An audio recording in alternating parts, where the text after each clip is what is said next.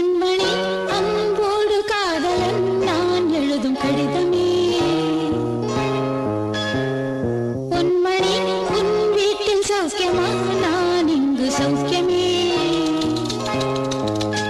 உன்னை எண்ணி பார்க்கையில் கவிதை கொட்டுது, அதை எழுத நினைக்கையில் வார்த்தை முட்டு.